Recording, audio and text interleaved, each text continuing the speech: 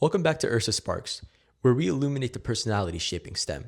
Today we are joined by Bill Baumgarten, a business leader at Collins Aerospace and a former aerospace engineer at NASA.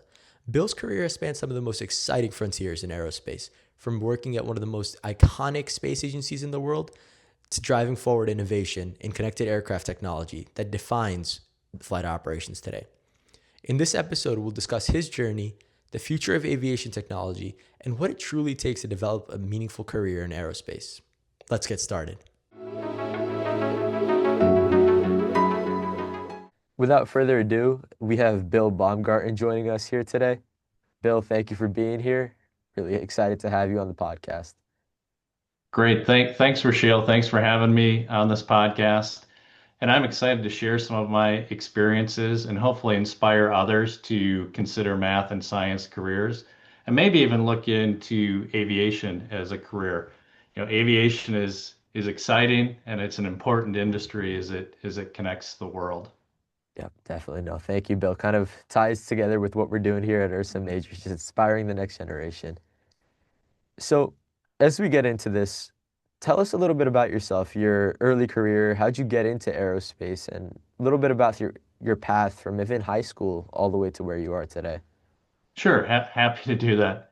How I really got started is I've always liked math and science and did fairly well in those subjects in school. And even as an early age, I really embraced computers. I actually started programming back when I was in elementary school, so at a Oh, very wow. young age, on a Commodore PET computer. You'll have to look up what that is.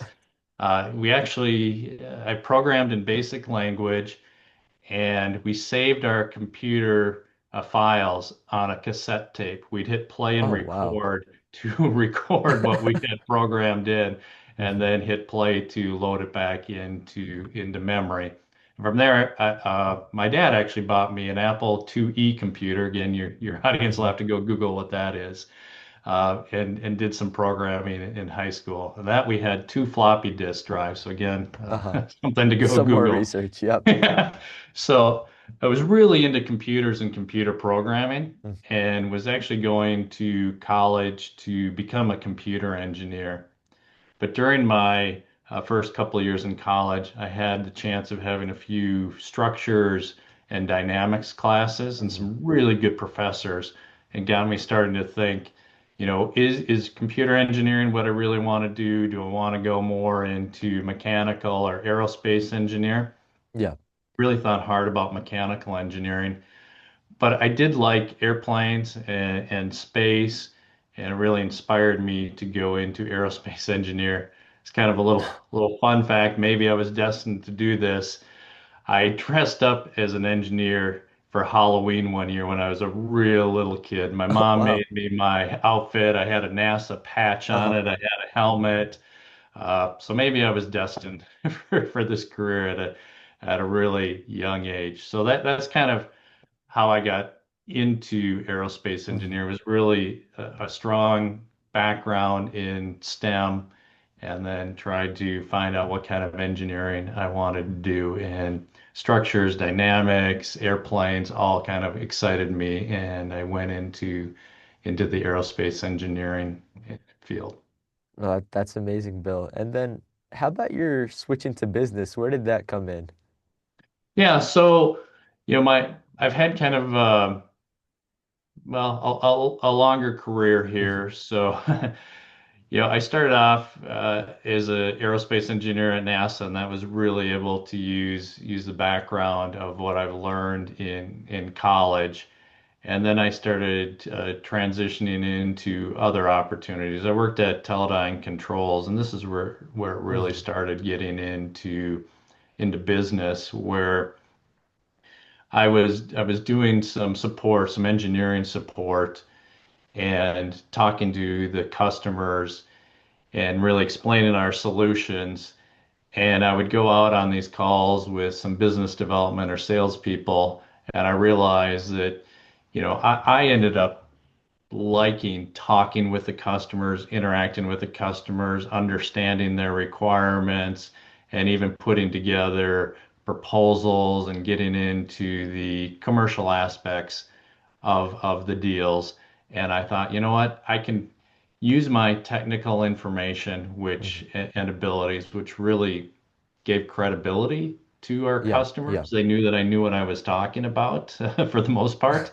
And I also could understand the business part of it and the commercial part. So I really started transitioning. I saw an opportunity to hmm, do both.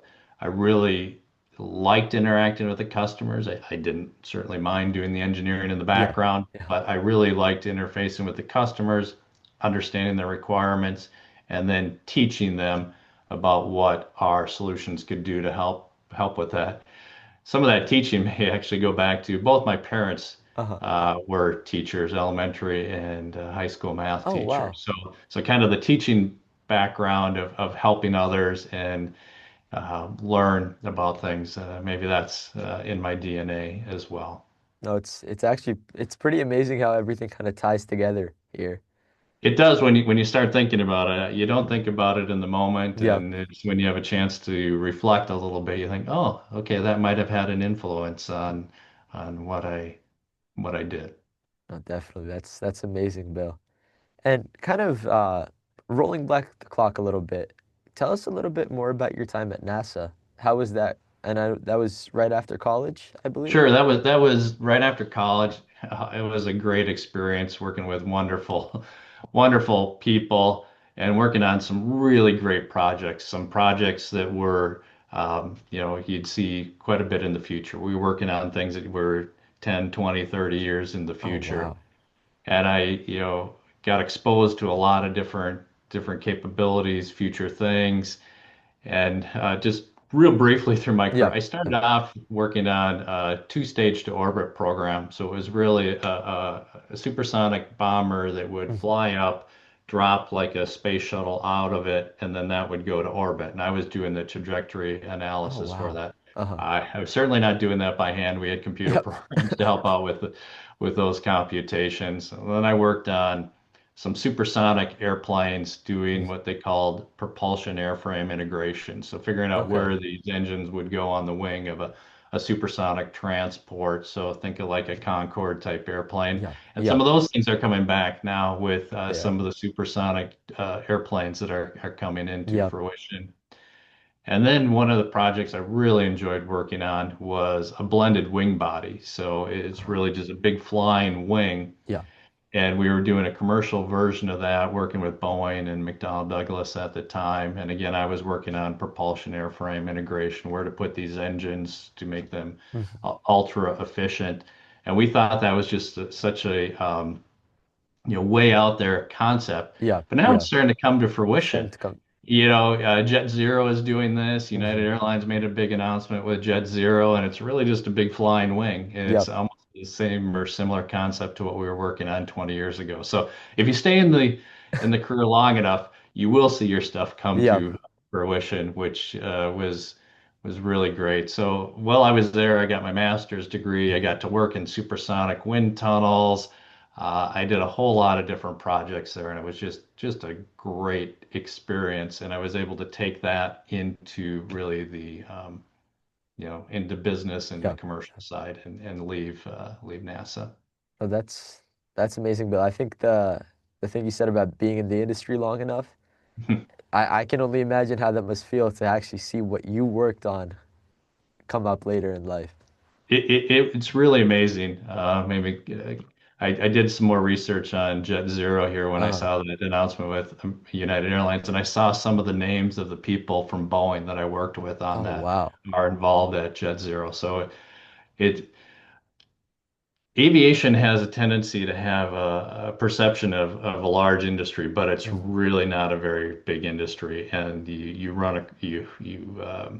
a lot of people that you Yeah. meet throughout your career, and you will continue to see those people. It's No. really kind of a close-knit community for Hmm. how big it is. No, that's amazing, Bill. And now, kind of touching on technologies you've worked on or worked with, I know at Collins you have a strong connection to the AID technologies and the Flight Hub product.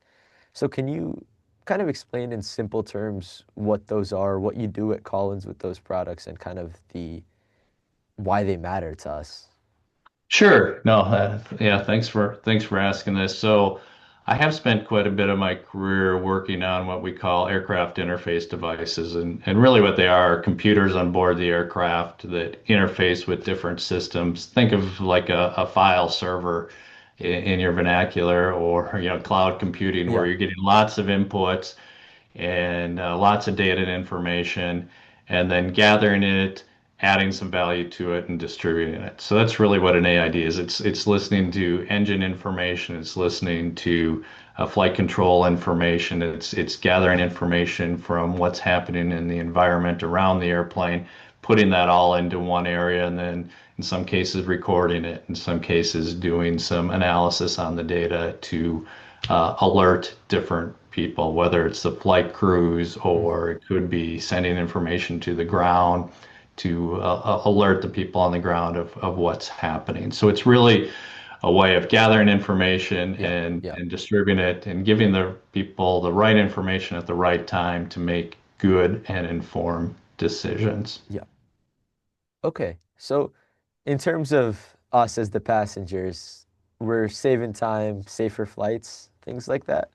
Yeah, exactly. So making things more optimized, more Hmm. efficient. So in the case of the airlines, hopefully trying to save them time and fuel, which makes for a more efficient operation. But as a passenger, it's really, trying to reduce delays and cancellation. We've probably Hmm. all been there at the airport, and our flight is either delayed or canceled, and it gets frustrating.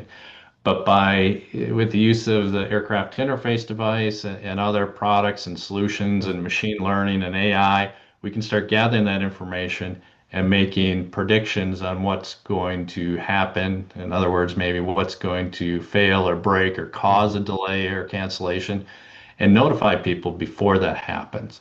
So then you can you know, take action on something before it happens so that it basically turns into a scheduled maintenance item Hmm. instead of an unscheduled. Yeah. So if Yeah. something's going to break in predicted to break 2 weeks from now, maybe sometime during a maintenance situation or session, they can take care of that when the airplane is out of service anyway, instead Hmm. of when Rushil shows up to the airport and his flight to his Florida vacation is delayed. So, That's happened a couple of times here. Yeah, no, that is amazing. So this is you would say this is all real-time data coming in and this is how we're using it. Yeah, so it's a combination of real Hmm. time, so Okay. accessing the data in real time, or looking backwards to look forward. So what do I mean Got by it. that is looking at a lot of historical data and looking Hmm. at trends, and then trying to analyze those large amounts of data to make predictions in the future. Is Got it. is so it's two things. Got it. And it just like today, I mean, you're connected all the time. A lot of this is about connectivity. It's about making sure everything is connected and sharing information. So when the airplanes are flying, they're sending information to the ground Yeah. Yeah. so that decisions it can be made and analysis performed. Just like us today, you're connected 24/7. Yeah. You have your phone, you have your iPad, you're always connected. You have information available. This is really bringing technology to aviation to do that same thing. Yeah. And now building off of that, where do you see this going in, say, the next 10 years? Do you see the use cases of it expanding, or do you think it'll be used for the similar things as it's being used for today? I definitely think it will expand. The big thing is really around connectivity, as we Yeah. talked about, even for the passengers. I mean, I think everybody expects now to get on that airplane and be able to Hmm. text message, get email, and now you can probably even, you can stream your Netflix if you Uh-huh. want while you're on the flight deck. So connectivity is a big thing, making Yeah. sure Yeah. everybody's and everything is connected at the same time. But I think the next step that's really happening is automation, and that's going a lot beyond, you have autopilot now, which is automation that helps the airplane fly. But we're really talking about things like helping, maybe even an example would be taxiing. Yeah. So Yeah. think of your Apple Maps or your Google Maps right now that are giving you Hmm. turn-by-turn direction. So being able to do that for the pilots in a busy airport and telling them exactly where they need to turn on the taxiway, giving them information on what other airplanes are on the ground or in the Hmm. area and things like that. So I think it's a lot of AI for improved communications and decision making and helping out with automation. I think in my time we'll probably see uh, pilotless cargo airplanes, Hmm. flying packages around. I don't know if I will see I don't know if there'll be commercial operations for passengers without pilots, but that's certainly the way of the future. So it's really Yeah, around automation, making things better, safer, and more efficient. yeah, That's what I see happening. got it. No, that truly is amazing. I think, yeah, as a frequent flyer, uh, definitely will make life a little easier for me, and hope for a lot of us here too. Um, but kind of moving on from that, more into your role at Collins. So, from my understanding, you play a key role in collaborating with engineers, airlines, the internal teams at Collins, and kind of just this key point right in the middle where you're kind of doing a little bit of everything. So, how do you feel like that touches on your past work? How do you feel like that touches on what Collins does as a company and kind of just overall, what's your take on what you do as a member of Collins? Sure. No, thanks, Rushil. So, as I probably mentioned earlier, I really enjoyed working with Hmm. customers. So, talking to people, exchanging ideas, trying to solve problems. So that's kind of the engineering. Engineers Yeah, are problem solvers, right? That's really at the heart of what we're trying to do yeah. is solve problems, in many cases, difficult problems. So my role is really to work with our customers, understand their problems, gather their requirements, and Hmm. take that back into the organization to help influence roadmaps or help design solutions that solve problems for our customers. So I have Yeah. a team of people. I don't know all this stuff. So I have a team of people that help out in that. And really what our job is to interface with the customers, have Hmm. a strong technical background so that we, one, have that credibility, and two, understand what our customers are talking about, whether it's issues at the airport with how to automate the check-in Hmm. process, to gathering information like we talked about Yeah, yeah. earlier, to avionics systems that are worrying about jamming and spoofing of GPS signals. Hmm. So we have experts that are doing that. And so again, I guess to get to the point of your question, it's really about having that technical capability to be able to communicate with our Hmm. customers, gather information, and then bring that back to the company to develop solutions that help our customers. Yeah. That's really what we're all about. So we're kind of a conduit between our Hmm. customers and the company, to put it simply. Perfect. No, thank you for that, And, Bill. and so that allows me to use my technical background, but also, the personal skills and the things that excite me Yeah. by interfacing with people. I mean, I've had the pleasure in my career of meeting a lot of different people. I've done a lot of traveling. I've been all over the world, and I've had, the great chance of interfacing with a lot of people and seeing different cultures, different ideas, different backgrounds of people. And in general, everybody's very similar. They Hmm. all want to do right by the world and get along. But it's just really good to be able to um, get some diversity in Yeah. cultures, Yeah. people, and solutions because that really brings people together. Hmm. You don't need a lot of people that are all the same and all just yes people. You're not going to solve hard problems that way. Definitely. And I think in that, Bill, one of, or not one of, a concern many people have going into STEM is that you kind of just enter this silo. If you're researching, you're just in a lab all day. And I think here, the the description of what you do at Collins, that you just provided, kind of shows that it's more than just that. You're able to kind of escape that stereotypic shell of being a STEM major or an engineer and really just get out there and use everything you know and still communicate effectively, which I think people kind of doubt from engineers a lot of times. Yeah, I can see that. There's certainly all different roles for people Hmm. with STEM backgrounds, but having that strong foundation is really important. And then being able, like I said, I've had the opportunity of getting into the commercial Yeah, side. I've done yeah, business development, so I understand commercial terms and gross margins and all sorts of different yeah. things that usually some of the finance people are working on. So I've had a Hmm. good opportunity to do that. So there are opportunities. You're not going to be just working in a spreadsheet or I was thinking back, it's been a long time since Uh-huh. I've applied the L'Hopital's rule or done a Fourier transform, but at least I have that as my background and Definitely.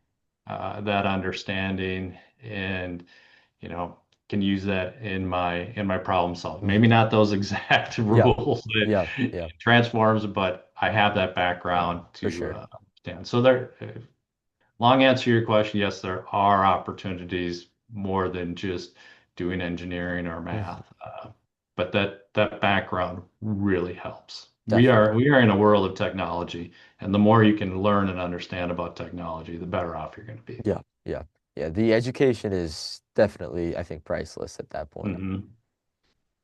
So, Bill, given your work in aviation, what really excites you about the future of that space? What kind of pushes you every day to work in aviation? Where do you see the industry going in the next couple of years, maybe next decades even? Sure, sure. What excites me is really the passion of the people in the industry, as I Mhm. talked about earlier. It is kind of a smaller industry. It's not healthcare. It's not consumer goods. It's Yeah. not, Google. It's a small industry, Hmm. but people in the industry are passionate, Yeah. and that's what excites me. And really, the other part is, technology kind of connects Hmm. us virtually, but aviation really connects the world in person. So Yeah. without aviation, it would be really hard to go meet some people in the Far East or over in Europe. Hmm. So aviation really connects the world. And as I mentioned, I really had an opportunity to meet a lot of people across the globe and get exposure to different Hmm. cultures. So it's really the passion. Where is aviation going? That's exciting. So you get Yeah. to work on Yeah. some things that you, as I mentioned earlier, that Yeah, maybe you're going for to see sure. before the end of your career, which is, kind of exciting. Hmm. And then, just the opportunity to meet a lot of different people. And like I said, aviation plays an important part in the world. Yeah, it's true, Bill. Mm. I think, yeah, the world is definitely a smaller place now. Hmm. Yeah. So, moving on from kind of your work in the industry and your career and what you've done, let's talk a little bit more about the next generation. So, Sure. what's something that you wish you knew as a middle or high schooler in terms of where you are right now and where you were back then? Sure. I think thinking about it, it's really the importance of relationships, Hmm.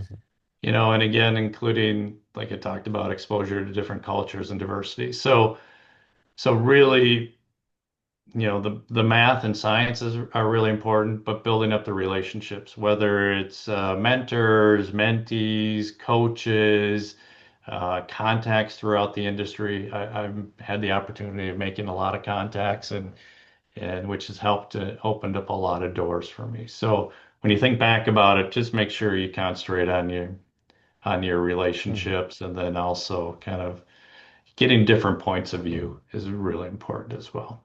Yeah, no, definitely. I think, yeah, keeping that open mind and then building those soft skills are Yeah. definitely it. And another part of the soft skill is Hmm. really storytelling. Yeah. Storytelling is important. People relate to emotions, and being able to tell, a story that people connect with Hmm. really helps them understand what you're talking about. Yeah. So Yeah. don't underestimate the ability to communicate and tell a good story. Again, if you can, Mm. if people get an emotional tie, then they're For going to be sure. more invested and help understand what you're doing. So I think that that's, something that's important. And then as well, listening Hmm. to people. Don't just talk. Don't talk to talk. Listen to what other people have to say. And then I think one of the other things, advice I'd give is continue to learn. Hmm. Learn doesn't stop when you get your diploma. You need to do continued learning. For example, I'm not a pilot, but Hmm. I'm taking pilot ground school starting Oh, later this wow. month, just so I can learn more Mhm. about what a little bit more understanding of the pilots. I have a lot of pilot friends, and I've spent time in flight simulators, and Mhm. I kind of understand flying, but I'm going to take ground school so that I can learn even more. So I'm continuing to learn. So continue to learn, listen, and tell a good story. Oh, it's amazing. But I think you touched on some things there that go beyond just the basic realm of what we think engineers do. And I Right. feel like that's super important for the students watching this to kind of give that value and importance in their life, in their careers, as they kind of go on to Hmm. fulfill their own aspirations as STEM majors. Right. No, so that's really great, Bill. I think on our end, that really wraps it up here. We have a set of rapid fire questions we're going to ask you. But Let's before we get go. to that, I just wanted to thank you for hopping on the podcast with us. It really means a lot. It means a lot to me, means a lot to the kids watching. And I know you've inspired me. You've definitely inspired our audience here. Just, yeah, big Well, thank thanks. I appreciate it. I really appreciate the opportunity and look forward to the rapid fire questions. you. Yep. So let's get right to it. So, first up, what's your favorite aircraft or spacecrafts that you've either real or fictional, either one? Well, I'm gonna stay with the real. Okay. And my favorite aircraft is the SR-71 Blackbird. Okay. I thought it looked pretty cool. It Mhm. flew really fast. I actually saw it, not flying, but I saw one in person at the Wright-Patterson Air Force Museum. Oh, And wow. even for a while, I had a poster of the airplane. I just thought that was so maybe your audience can Google it if they don't Google know it. what Yeah. it looks like, but that is one cool airplane. And then if you think about it, it was built back before all these supercomputers. Mhm. So I mean, it was it's impressive. Yep. So Truly that's a my work of favorite art. airplane. Yeah. So, question two, if you could spend one day just learning or doing another job in aerospace, what would it be? Hmm. You know, I think it would be to be in the dispatch or operations center of an airline. Mhm. So it's really kind of the day to day where the center of action where everything's happening and you're trying to make sure the flights are on time and tracking all the flights and troubleshooting in real time. So being able to see your results Yeah. in real time of your work and your decisions Mhm. would be really fantastic for me. We talked about a few things where I had to wait 20 or 25 years to see what I was working on. When you're in operations, you See see it. immediately Yeah. whether your Yeah. decision was a good one or not. Yeah. Yeah. No So need to wait that's kind of overnight. I've had the opportunity to tour a few airlines, Mhm. OCCs or Operations Control Center, Yeah.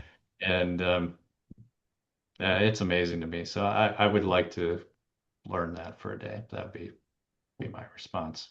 Perfect. And then our last question for today, Bill, is what is one kind of cool fact about airplanes or spacecrafts that you bet most people wouldn't know? Yeah. What amazes me when Mhm. I think about it, it's just how heavy or how much some of these airplanes weigh when they take off, and Mhm. the amazing part of that. So, like a Boeing 747 or an A380, Yeah. they weigh upwards of 1 million pounds when they Wow. take off. And just to equate that, that's uh, That's like 40 school buses or even three, big blue whales Wow. that are like the largest mammal. So that is the weight and the energy it takes to Mhm. get off the runway. More of the airplanes we probably fly on, the 737s or A320s, the smaller Mhm. single aisle airplanes. That's still a lot of weight. That's like 40 cars, not Wow. buses, but cars. That So, I mean, I don't know if people realize how much weight is being lifted off the runway and yeah, flown at just under the speed of sound across the world. that is that's actually something to put it into the scale of the buses Yeah. just completely changes your perspective. Yeah. So take all your buses that you see at the high school, put a wing on it, and Hmm. fly it from here to Paris. That's something, Bill. Wow. It's amazing to me every time I get on one of those planes, and I think I know the science behind this, and it Yeah, still amazes me. yeah, yeah. Because you see the flaps, and you don't think Yeah. no way they're lifting up 40 buses. Yeah. That's So, crazy. so that's one thing to Yeah, thought about that maybe people don't realize. yeah. No, that's amazing, Bill. Thank you. And from our end here at Ursa Majors, that wraps it up. We really appreciate you coming on the podcast today and spending time with us, spending time with our audience, and Right. hope to My have. my Yeah, pleasure. May I just I know we're concentrated yeah, on STEM, so may I just give you maybe one last little for word sure. here regarding STEM and what I think about it.